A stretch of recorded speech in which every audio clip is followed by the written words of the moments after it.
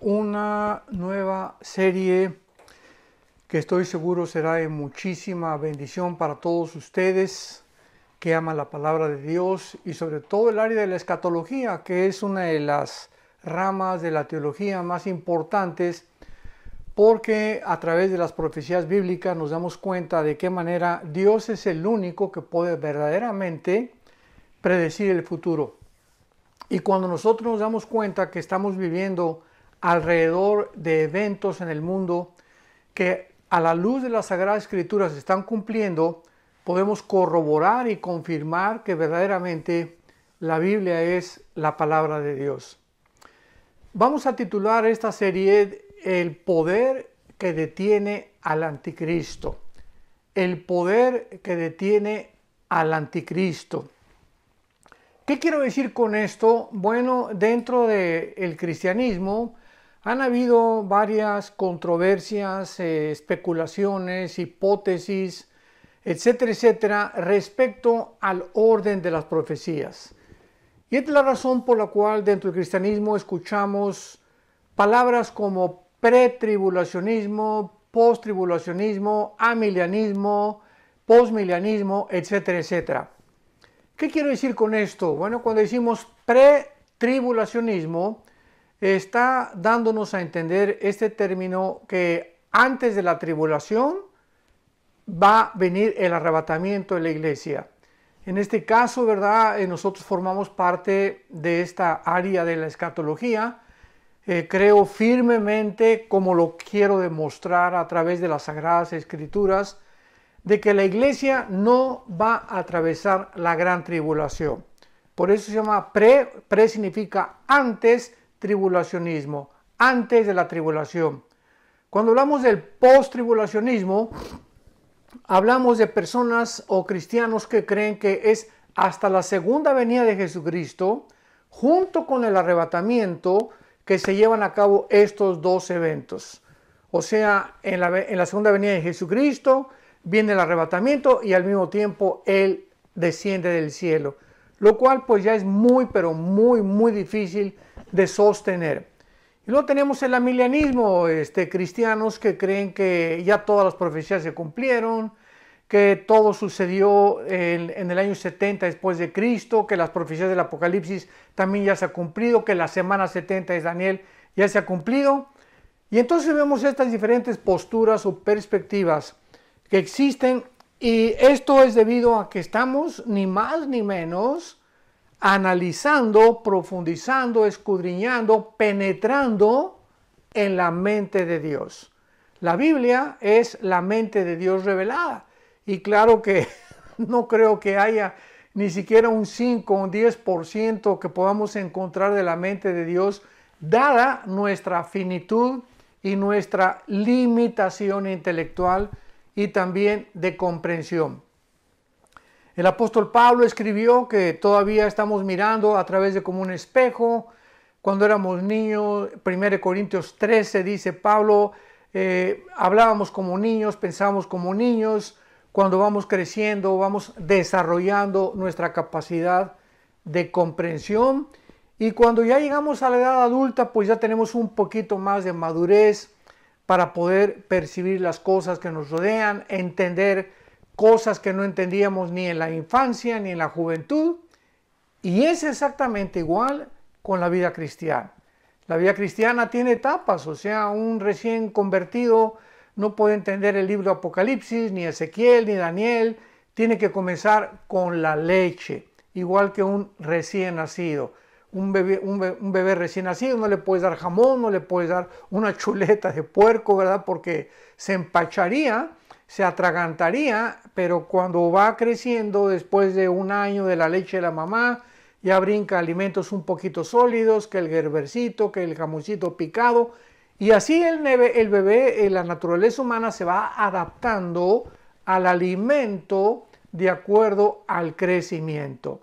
Es exactamente igual en la vida espiritual. Dice el apóstol Pedro que crezcamos y deseemos la leche espiritual, que es la Biblia, como niños recién nacidos, para que crezcamos para salvación. Muy bien.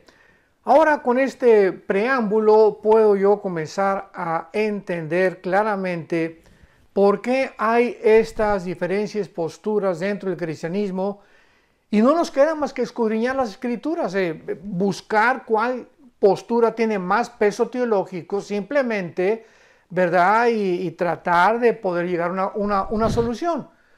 ¿Por qué creo esto? Porque no puede haber dos verdades. No puede haber tres verdades, o sea, algo tiene que ser, o una postura tiene que ser la real. Yo recuerdo cuando inicié mi vida cristiana, me eduqué con misioneros bautistas y me enseñaron bastante de la doctrina bautista, estoy muy agradecido.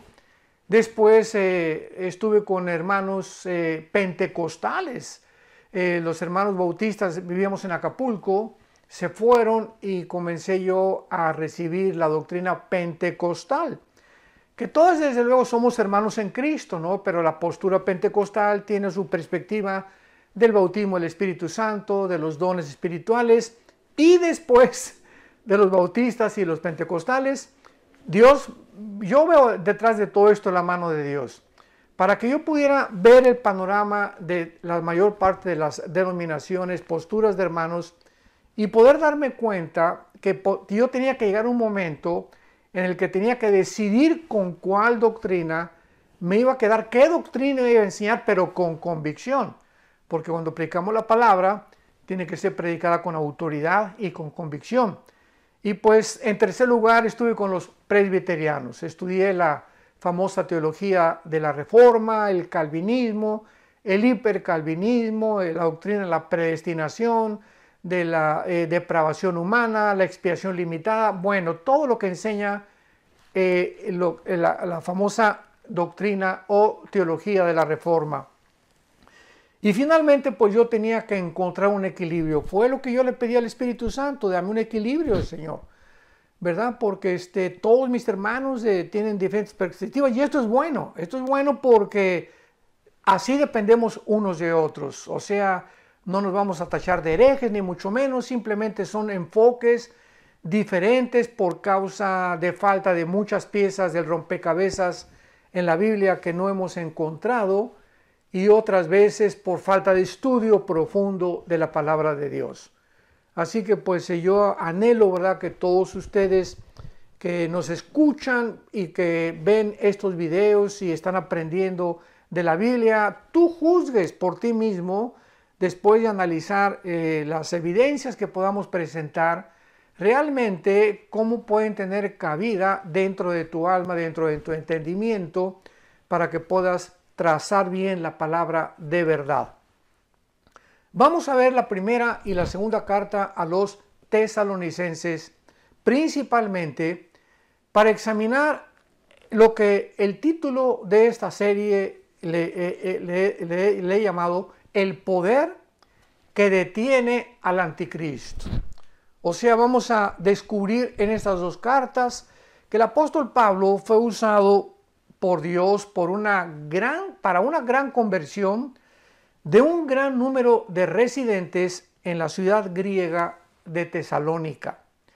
Pero no solo Pablo les enseñó las doctrinas principales de la salvación, sino que también les enseñó claramente y puso un orden. Y este orden es el que quiero seguir, porque nos va a demostrar claramente, pero así claramente, yo no encontraría ya otra forma de poder discutir estas doctrinas, más que siguiendo el orden que el apóstol Pablo en su primera carta y en su segunda carta establece escatológicamente del rapto o del arrebatamiento de la iglesia, de la gran tribulación, de la aparición del anticristo y de la segunda venida de Jesucristo.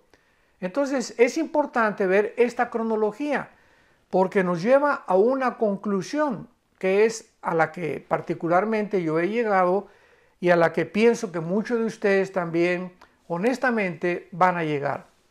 Entonces el apóstol Pablo no solamente les enseñó las doctrinas a estos cristianos de la ciudad de Tesalónica, repito, era una ciudad griega, sino que también les enseñó el rapto, la aparición del anticristo, la gran tribulación y la segunda venida de Jesucristo. Pablo tuvo que salir de Tesalónica por la gran persecución que esta iglesia experimentó. Y más tarde les escribe, cuando ya se va a estas dos cartas, explicándoles claramente los dos aspectos de estos dos gran eventos. Repito, en estas dos cartas, Pablo tenía, guiado por el Espíritu Santo, que enseñarles los dos principales aspectos de estos dos eventos, del arrebatamiento de la iglesia y de la aparición del anticristo o la gran tribulación. Primero les menciona lo que se conoce como la manifestación gloriosa y la aparición maravillosa de Jesucristo nuestro Señor, cuando viene por nosotros, cuando viene Jesucristo en el aire y nos saca del mundo. Por eso se le llama arrebatamiento, o sea, harpazo en la palabra griega, que significa literalmente ser sacado súbitamente o ser arrebatado con fuerza, y del latín raptarus. Por eso son sinónimos, se puede usar rapto o se puede usar arrebatamiento. Y esto es no solamente una experiencia que tal vez seamos nosotros, esta generación que estamos viviendo, los que no vamos a experimentar lo que significa morir. O sea, esta doctrina del rapto, como lo vamos a ver, era un misterio. En el Antiguo Testamento no está. En los Evangelios no la encontramos tampoco. Fue algo que Dios apartó de una forma soberana para enseñársela a un solo hombre. No se le enseñó a Juan, ni a Santiago, ni a Mateo, ni a Marcos, ni a Pedro, se le enseñó al apóstol Pablo. Esto nos muestra que Dios es soberano en cuanto a muchos secretos que Él tiene. Y Él puede enseñarle a Isaías cosas que no le enseñó a Malaquías, cosas que no le enseñó a Zacarías, cosas que no le enseñó a Sofonías, a todos los profetas menores y a los mayores del Antiguo Testamento, pero que cuando ponemos a todos estos profetas y todas estas revelaciones que Dios le dio tanto en el Antiguo Testamento como en el Nuevo Testamento a diferentes hombres, nos damos cuenta la consistencia de la verdad. O sea, ninguno de ellos se contradecía. Muchas cosas parecen que se contradecían, pero cuando las ponemos ya juntas, como dice el Salmo 119, la suma, la unión de tu palabra es la verdad.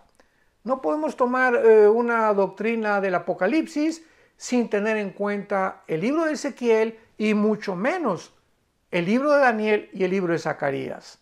No podemos tomar los evangelios sin corroborar Mateo con Lucas, con Marcos, con Juan, etcétera, etcétera. Y aunque los cuatro evangelistas, Mateo, Marcos, Lucas y Juan, escriben de diferente forma, viendo de diferentes aspectos la vida y ministerio terrenal de Jesucristo, todos escriben cosas diferentes, pero muchas de ellas coinciden aun cuando usan un lenguaje diferente. Entonces el apóstol Pablo, en la primera carta a los Corintios, para inmediatamente aclarar este punto, en la primera carta a los Corintios, por favor abre tu Biblia, Primera de Corintios capítulo 15, vamos a comenzar a entender esto desde la A hasta la Z. Eso sí, se los prometo que así lo vamos a hacer. En 1 Corintios 15, versículo 51, el apóstol Pablo nos dice lo siguiente: he aquí les digo un misterio, o sea, nos va a revelar Pablo a un secreto, y un misterio significa algo que no estaba revelado en el Antiguo Testamento, algo desconocido antes de él, que tampoco estaba revelado en los evangelios. Entonces, por eso Pablo comienza diciéndonos: les voy a dar a conocer un misterio, algo que estaba escondido, pero que ya no es escondido. Dios me lo reveló a mí. Lo escondió en el Antiguo Testamento, lo escondió en los evangelios, pero al Espíritu Santo le agradó revelármelo a mí. Muy bien. ¿Cuál es este secreto? ¿Cuál es este misterio que Pablo nos quiere revelar? Y dice a continuación que no todos vamos a morir. O sea que no todos dormiremos, pero todos seremos transformados. Eso es una revelación que no existía en el Antiguo Testamento. En el Antiguo Testamento, Isaías, muchos profetas hablaron de la resurrección de los muertos, pero nadie sabía que iba a haber una generación, en este caso en el cuerpo de Cristo, que somos la iglesia, los cristianos, que no íbamos a morir. Qué tremenda revelación, qué tremenda y maravillosa esperanza, que va a haber un grupo de cristianos que no vamos a saber qué es morir. Me incluyo porque le pido a Dios que podamos tener ese privilegio, esta generación que estamos viviendo, que no seamos nosotros la generación de la cual está hablando Pablo, que de repente vamos a desaparecer y estaremos en un cerrar de ojos, en el aire, en la presencia del Hijo de Dios, de Jesucristo. Entonces dice Pablo, no todos vamos a dormir, pero todos seremos transformados. La palabra dormir no significa una existencia inconsciente. Esto es muy importante. La palabra dormir se refiere al cuerpo físico siempre en la Biblia.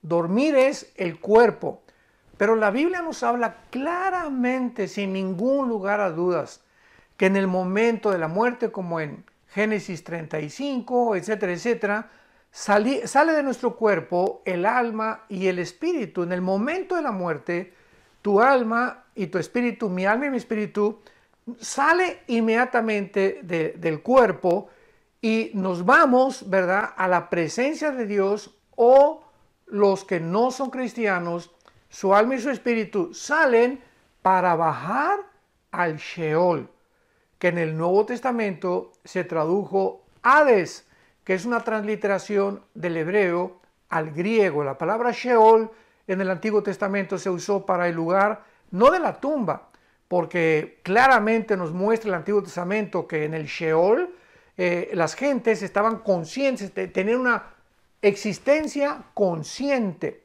Muere Abraham y le dice Dios, serás reunido con tus padres, serás reunido con tus parientes, o sea, dándonos a entender el Espíritu Santo que al morir había un lugar donde todos los muertos justos, ¿verdad?, iban al mismo lugar y estaban reunidos juntos, esperando desde luego la muerte de Cristo en la cruz, porque ya cuando muere Cristo en la cruz, Él baja y saca a todos del Hades, de los que se encontraban en el lado del paraíso o del seno de Abraham. De esto ya he hablado en otras conferencias.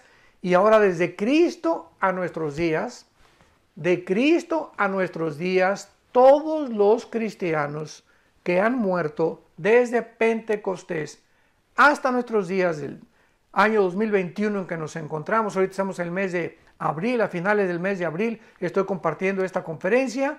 Todos los cristianos en el momento de la muerte salimos inmediatamente de nuestro cuerpo y nos vamos con el Señor, inmediatamente. Pero si tú no has muerto o yo no he muerto y el rapto viene tal vez acabando esta conferencia o mañana, un mes, no sabemos, un año, 2 años, no sabemos si somos nosotros los que vamos a participar de esta maravillosa experiencia. De repente vamos a ser transformados.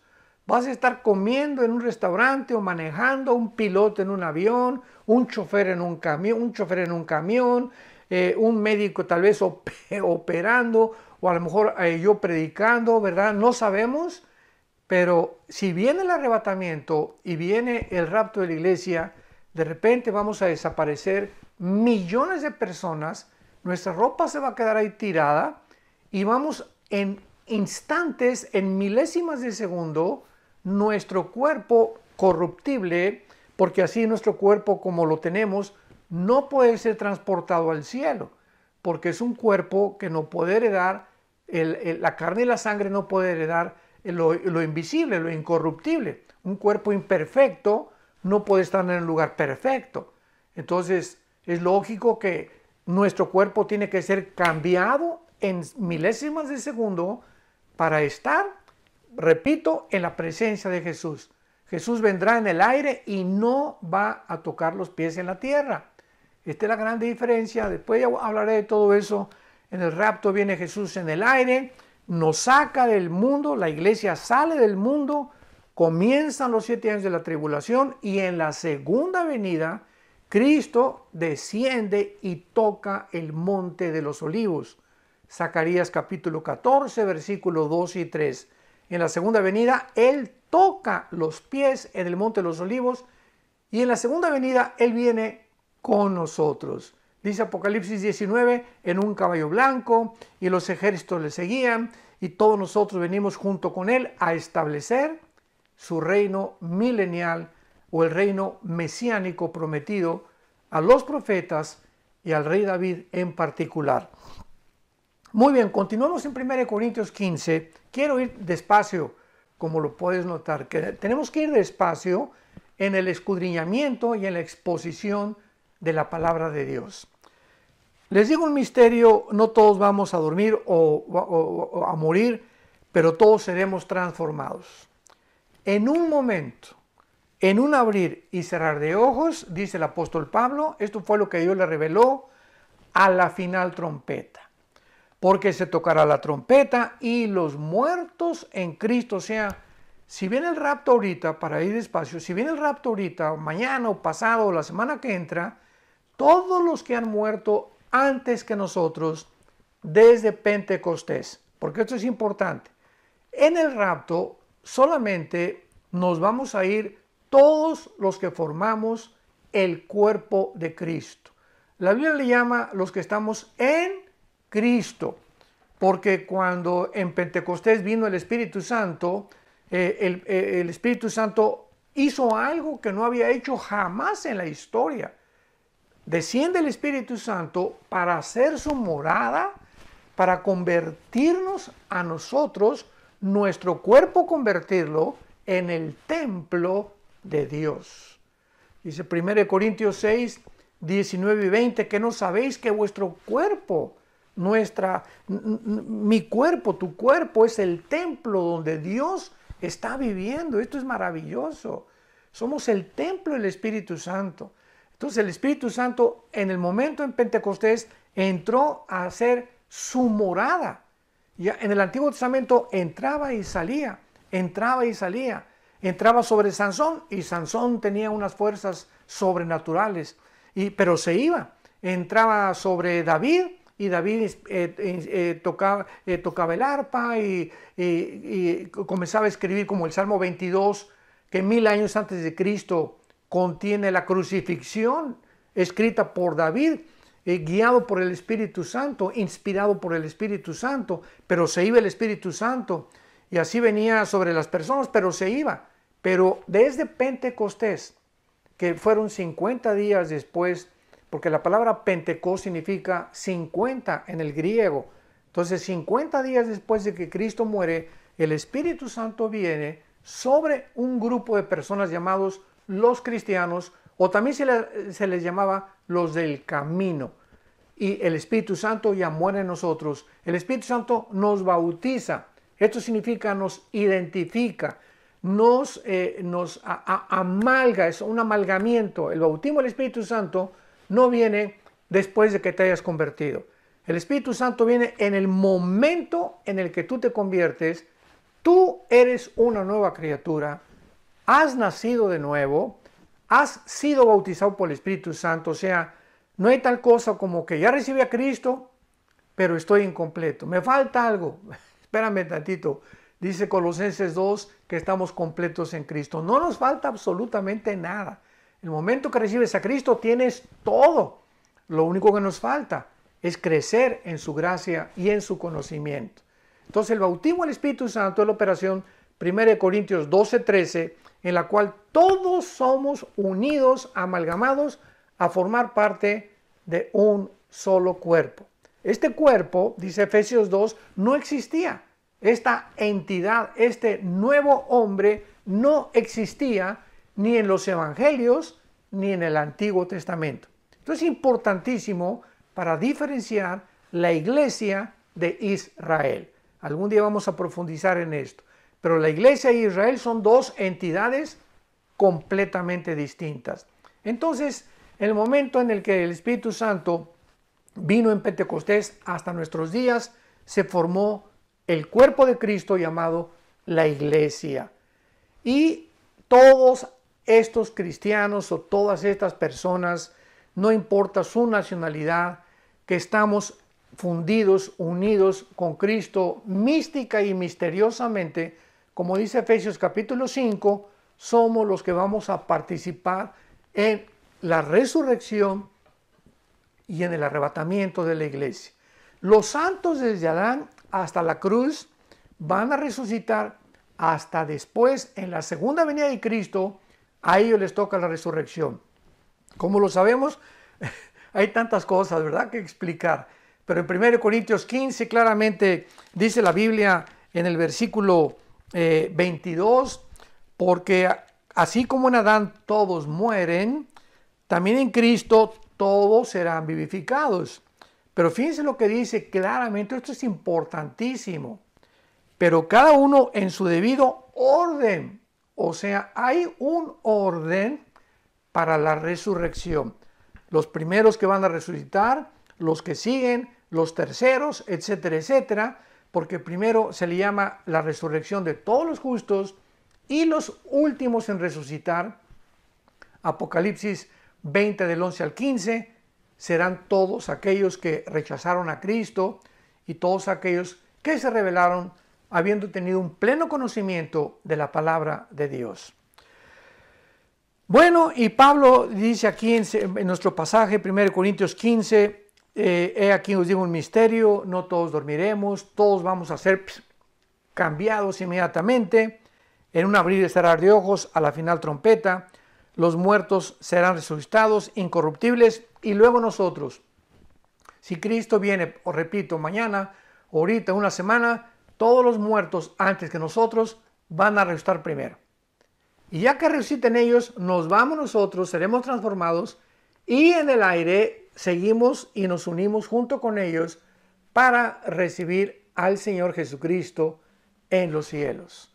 Los muertos resucitarán con nuevos cuerpos y nosotros, como no morimos, vamos a ser transformados inmediatamente. No vamos a saber lo que es morir. No vamos a experimentar pasar por el túnel de la vida o lo como el rey David le llamaba el camino que seguimos todos los hombres. Así le llamaba David a la muerte, el camino de todos los hombres. Porque está establecido los hombres que muramos una sola vez. Y después de nuestra muerte no hay limbo, no hay purgatorio, no hay segunda oportunidad, no hay tercera oportunidad. Una vez que tú mueres y una vez que yo muero, morimos porque hemos decidido en esta vida el lugar donde vamos a querer pasar la eternidad. Por lo cual, cuando oyes estas palabras, no te endurezcas. Y si tú no tienes a Cristo, aprovecha para que si no sabes mañana o pasado, ninguno tenemos la seguridad.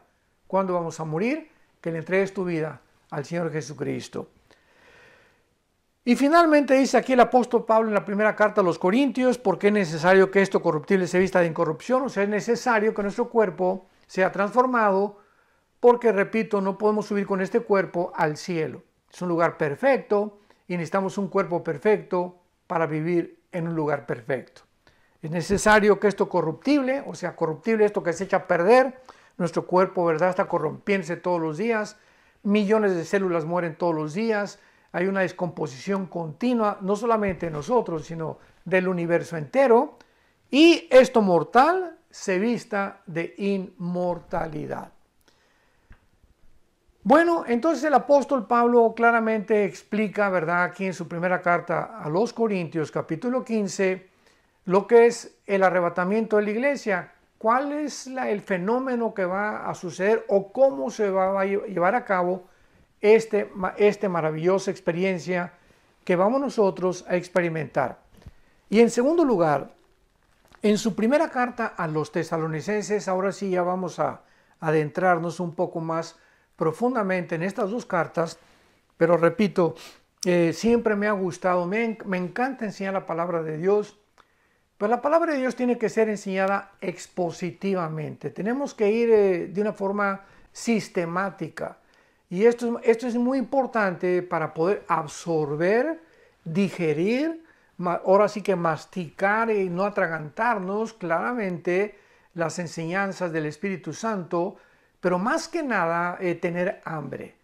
Si tú me escuchas y eres un cristiano que tienes hambre, que te apasiona oír, que quieres saber, etcétera, etcétera, y además que algún día te puede Dios llamar para que tú también enseñes esto a tus hijos, a tus padres, a tu novia, a tu novio, no sé, Dios te va a iluminar, porque necesitamos tener esa pasión de no solamente comer la palabra y enriquecer nuestro entendimiento y nuestro conocimiento de Dios, sino que Dios nos da para que nosotros demos. Nunca Dios nos da nada para que lo guardemos para nosotros.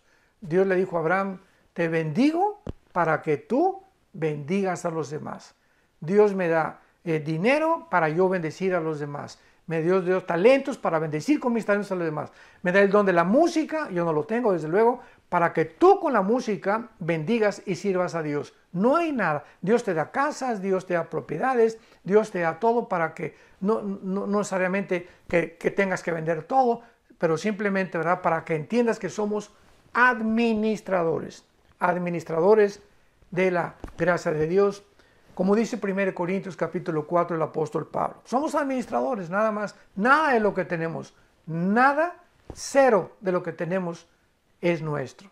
Todo lo hemos recibido por gracia. Muy bien.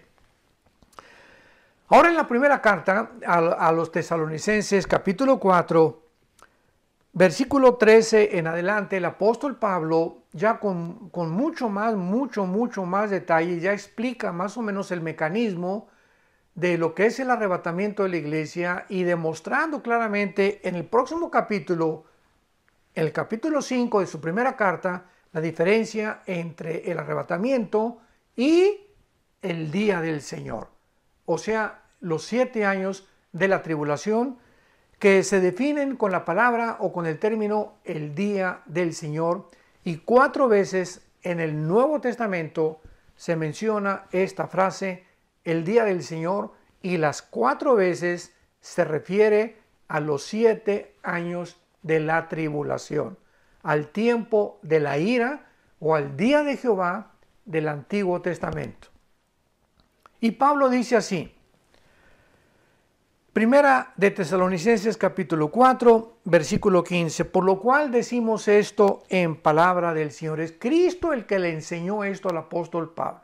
Como lo vimos ya, fue una revelación dada a él. Por eso dice en palabra del Señor. No son palabras mías, son palabras del Señor, dice Pablo. Que nosotros, que vivimos, que habremos quedado hasta la venida del Señor, no precederemos a los que durmieron.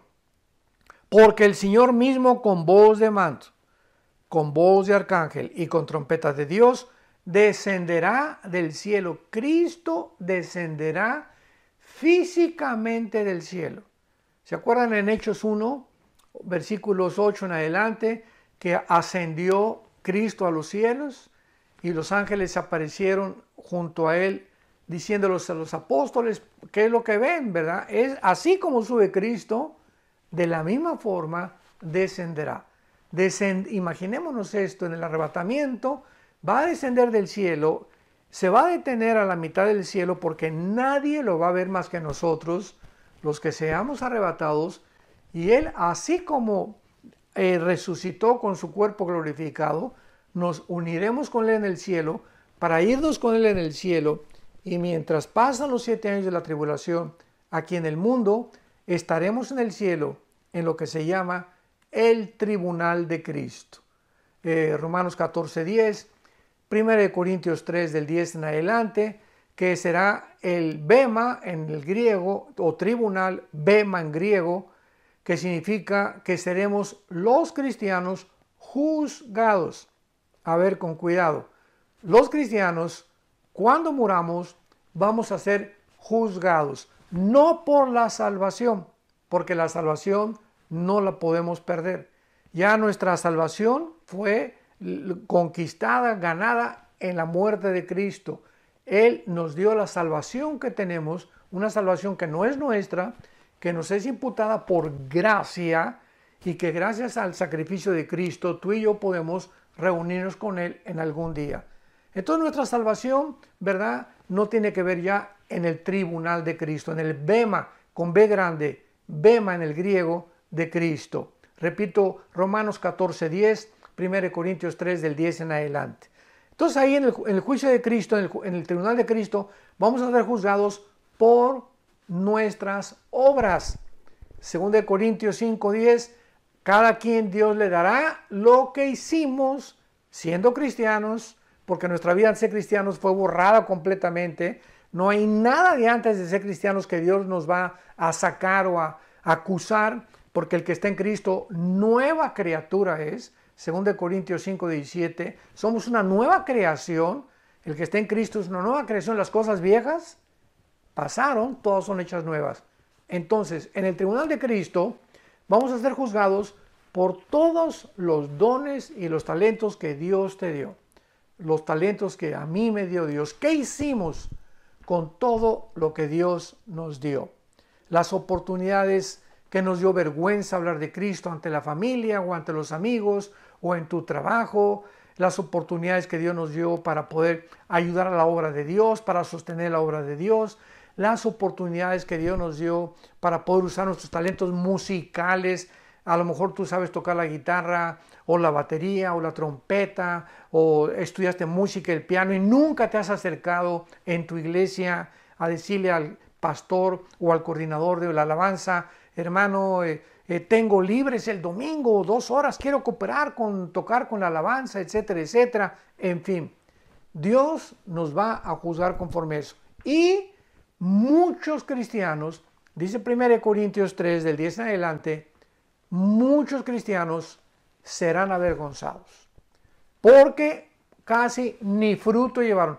Pasaron al cielo, decimos aquí en México vulgarmente, de panzazo, con 5 o con 6 de calificación, ¿verdad? 5 es reprobado, 6 es ya así que raspando, ya 7 regular, 8 bien, 9 excelente, ya 10 de calificación es magnífico.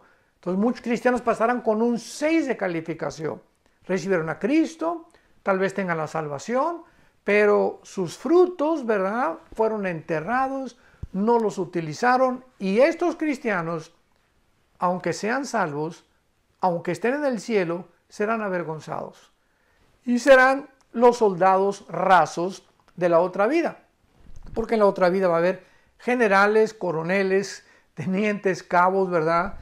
Va a haber cristianos, dice Apocalipsis 20, versículos 2 y 3, y vi tronos y los que fueron dignos de sentarse en ellos. O sea, no todos los cristianos ocuparemos un trono, que significa lugar de autoridad en la otra vida, sobre las otras naciones que habrá en la otra vida y que Dios designará de acuerdo a su soberanía. Muy bien. Entonces, dice Pablo que descenderá del cielo y los muertos en Cristo resucitarán primero. Y luego nosotros, ya lo vimos hace unos minutos, una vez que resuciten todos los muertos antes que nosotros, luego nosotros, versículo 17, los que estemos vivos, los que hayamos quedado, o sea, los que vivamos hasta que venga el rapto, seremos arrebatados. Arpazo, repito, el arpazo, escríbela. Es la palabra arpazo, tal como suena con A de Armando y con Z, arpazo, que significa seremos sacados, arrebatados, fuera del mundo, súbitamente, repentinamente, como lo vimos en Corintios, de una forma imperceptible, un parpadear de ojos, millones de personas desapareceremos de esta tierra.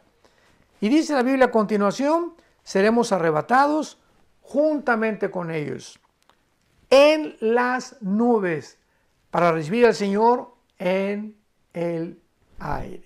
Qué grande diferencia, ¿verdad? Qué clara es la Biblia. El arrebatamiento no tiene que ver nada con la segunda venida.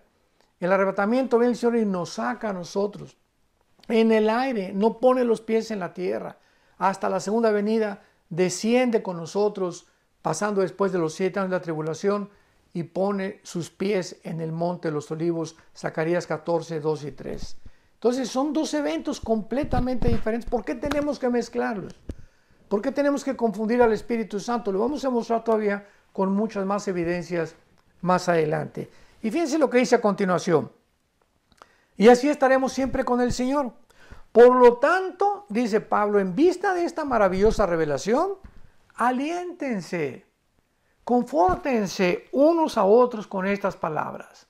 O sea, los cristianos no estamos esperando al anticristo ni la gran tribulación.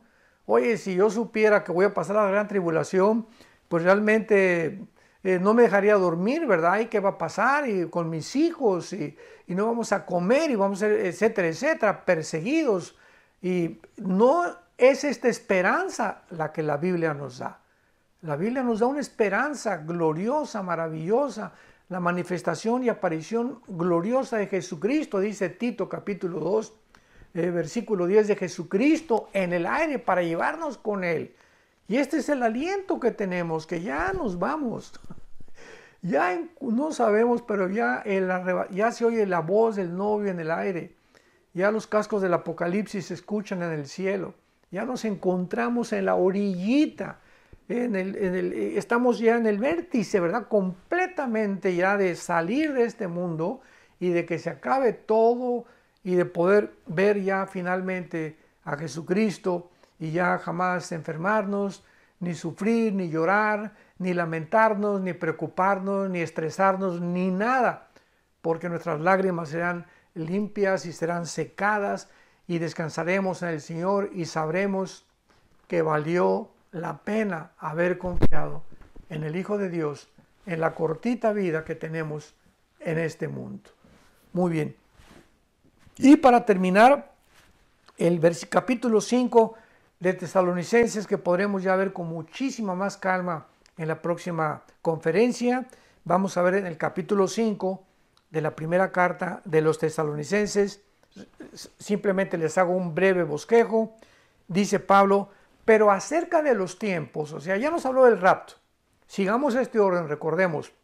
Ahora dice Pablo, acerca de los tiempos y de las ocasiones, no tienen, hermano, necesidad que yo les escriba, o sea, no tiene necesidad que yo les diga el orden de los tiempos.